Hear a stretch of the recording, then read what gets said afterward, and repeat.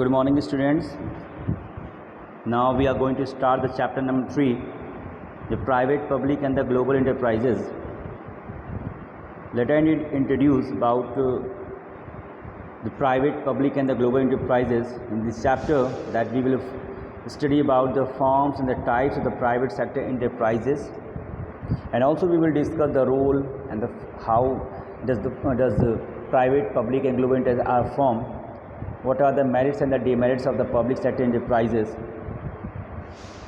What is the role of the private sector and the public sector after the independence? As we know that after the independence,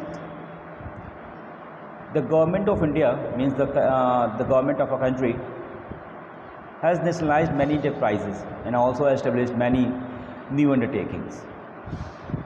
It was the new resolutions of the organizations of the private sector and the public sector was passed in 1948 and 1956 to making the role of the public sector enterprises to assign in the market, the people and also for the nations, by which we can grow the national income of our country, to increase the GDP. But the many areas of the business were very limited and it was very reserved for public sector. There was the restrictions of the private sector in the public sector. But nowadays that public sector and the private sector both are working together. It means that 50% of the work are being completing by the public sector and the 50% works are completing by the private sector. But on that time there was a restrictions of the licensing. The government has expanded in 1992. In spite of the restricted role, the private sector continued to grow and contribute in economic development of the country. The government has given a priority to the public sector as well as the private sector, because in 1991 the government of India has adopted the policy of liberalization and the globalizations, because that times the market for the boom, because many investors of the country, they wanted to come to enter in the private sector, to set up their business in the globalizations. But there were so many barriers on the private sector, and also in 1991 the government has removed that barrier, and it was the beginning of the liberalizations in India. The governments were watching to everyone, how many private sector who can grow up. In all of those, one country whose name was India has started the establishments of the private sector, and they have removed the barriers in our country. And in all of those private sector industries, one industry was well known. It was the Reliance and the Tata. After the independence, the first private sector industry was started by the Ratan Tata and by the Jamshedji Tata, known as the Tata Company. The first cosmetic company was started by the Tata. It was known as the Lakme.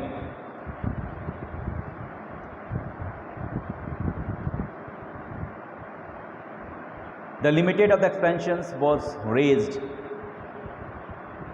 by amending the MRTP, known as the Monopolistic and the Restrictive Trade Practices Act, because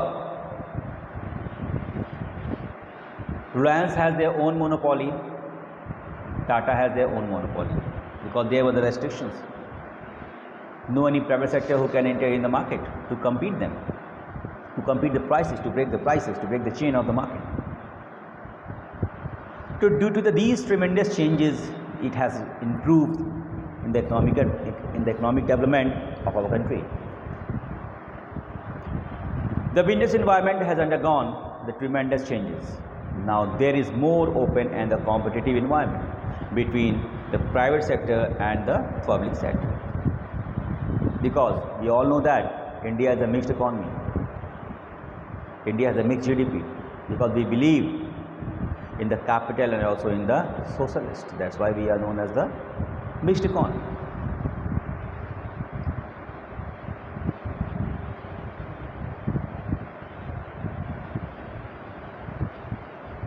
See, if a private company contravenes any of the above said provision, it ceases to be a private company and loses all the exemption and the privileges to which it is entitled. A private company can be formed by only 2 members, whereas 7 people are needed to form a public company. And also the private company allotted the shares can be done without receiving the minimum subscriptions. The forms of the organizing the public sector enterprises. The first one, known as the departmental undertaking,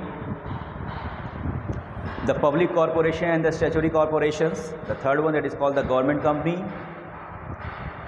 Let I tell you the departmental undertakings. This is the oldest form of the traditional form of the organizing public enterprises.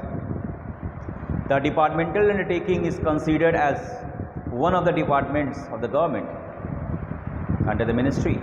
It has no any separate existence than government. It functions under the overall control of the other one ministry of department of government. For example, railways, post and telegraph, AIR known as the All India Radio, the Doordarshans, the telephone services known as the BSNL.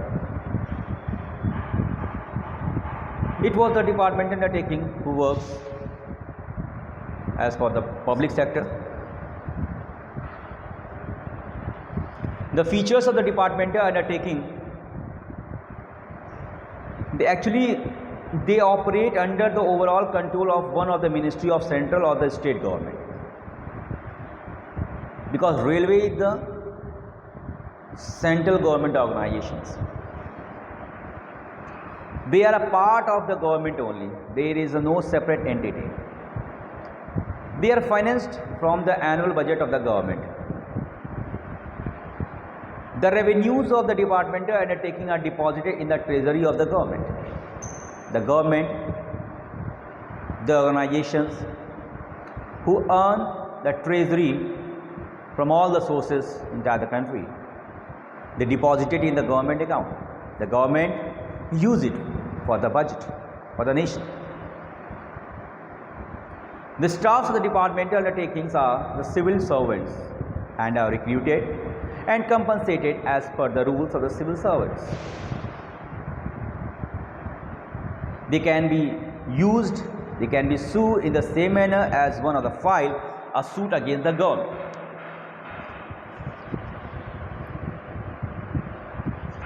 Let I tell you the merits of the departmental undertaking.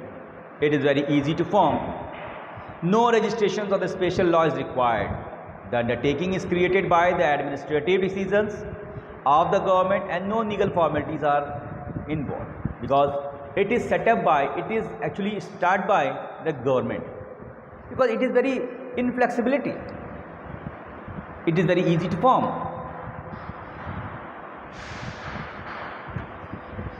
Under the departmental undertaking, no registration is compulsory. No registration is required to start the business. It has an effective control, means the direct government control. The control of the government undertaking is very effective because it is directed or centralized under the government. The public accountability.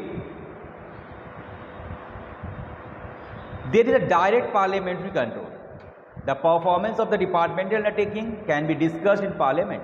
So there is a public accountability.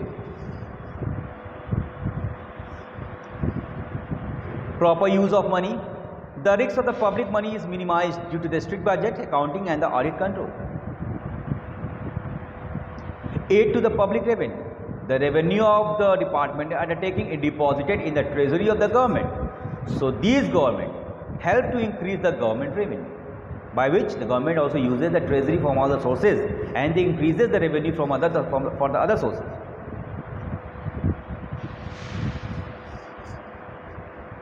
The public interest. Departmental undertaking can be better serve public interest. They are very useful for the public utility services because it has a secrecy.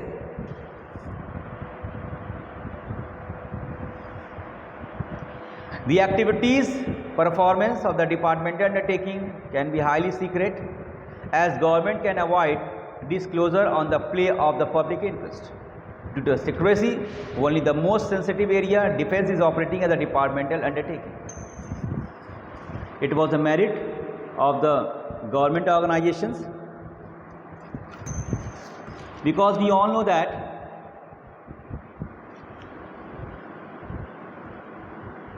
Indian economy, known as a mixed economy, the public sector and the private sector, how many sector runs under the private sector and how many sectors are run under the public sector. Public sector has the sole proprietorships, public sector has the partnership firm, public sector has the Hindu family business, cooperative societies, joint stock company and the multinational company. But the public sector has the departmental undertaking, the public corporation and the government companies. But the public sector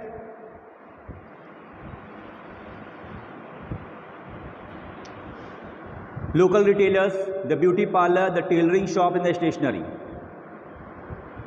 the partnership firm, the CA, law firms and the restaurant, joint into family business, any business having the ancestral property, cooperative societies, consumer cooperative, producer cooperative, housing cooperative, credit cooperative and the marketing cooperative. Joint stock company, large hotel, shopping malls, large manufacturing. Multinational company, Reliance, Coke, Hindustan, Cadbury and the Nike. But if we talk about the public sector, under the departmental undertaking, railways are there, telephone, post and telegraph and the defense. Public corporation, LIC, IDBI, RBI and All India Radio. Government companies, GAIL, SAIL and the BHEL. These are the formation for the Indian economy to increase the boost up the market of the nations.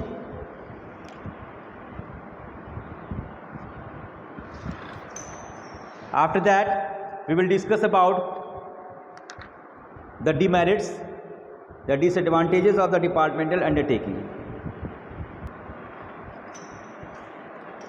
Let me tell you about the demerits and the disadvantages of the departmental undertaking. Under the departmental undertaking, it has the limitations. Known as it is the demerits of the private sector and the public sector. The lack of the flexibility. The departmental undertaking works under the strict parliamentary control. There is too much interference of the ministers and the top officials. It is treated as one of the government offices. This reduces the flexibility and the efficiency of the undertaking. The second one, that is called the lack of the motivation. The departmental undertaking have no power to utilize their revenue, as these are deposited in the treasury. There is no incentive to maximize profit.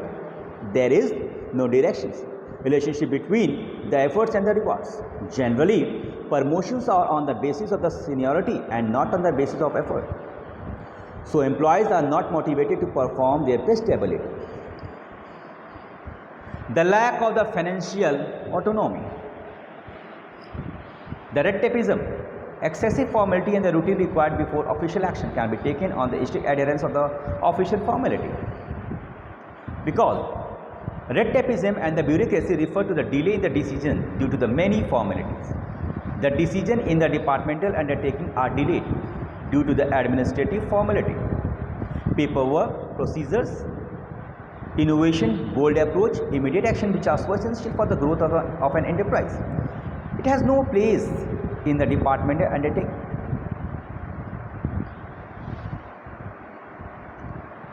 Due to the inefficient management, the departmental undertaking are managed by the government. Officially, these officials are overburdened with the paperwork. They spend maximum time to answer the query from the parliament or the ministry. They can be transferred anytime. As a result, they have less sense of the responsibility and efficiency. Insensitive to the need of the consumer. Because what are the want of the consumer, they cannot fulfill, because actually they works under the government organization. When the government thinks so, where are the necessary things are required, so they make applicable to them. For all those, it are the limitations, and we can say that is called the limitations and the demerits of the departmental undertaking. Tomorrow we will discuss that the public corporation and the statutory corporations. We will discuss also the merits and the demerits, the government companies. It also has the features, the merits and the demerits. That's all for the day. Thanks. Have a nice day.